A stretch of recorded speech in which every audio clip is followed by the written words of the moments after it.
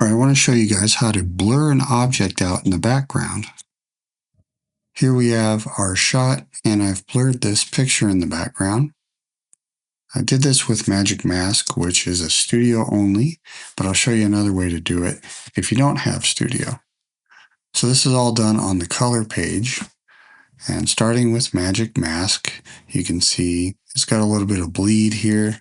If we move over to our referenced frame, you can see I got most of it, but there's a couple spots where it's starting to bleed over. So you can adjust some of these parameters like clean black and all that will usually help out and get it a nice solid selection. You can hit Shift H to see what you're getting. You can see we got a little corner of the frame here. So I'll hit Option here and get rid of that. Then we would track that all the way through. And that essentially chooses that section of our picture. And then I went over to our blur tab here and just cranked that up right here. So this is the blur effect dialing in. And then I actually have a power window. I just did this as a sort of protection section. So if I move this around, you can see that's where the effect will be, but it's going to isolate it just to this window right here. Now, this is the Magic Mask version, and it actually takes quite a bit of time compared to the other.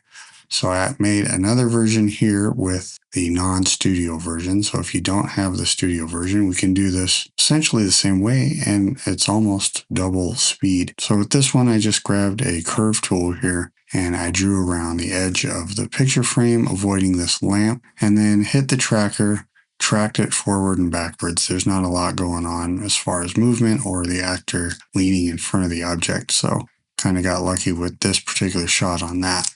And then blur tab, same thing, just crank that up. So the power window almost works like the isolator in this particular section.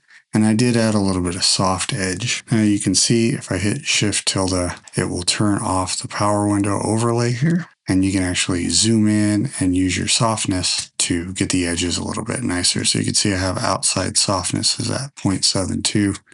It was like that and kind of had a little bit of a sharp edge. So I just moved that up till it blurred in line with the edge of the frame there. And then this is the result with the power window only version.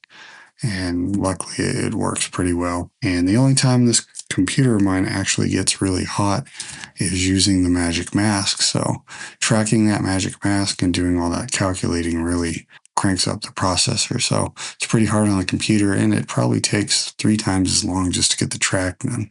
All right, so that's how you can blur an object in the background. Hope that helps. Thanks for watching.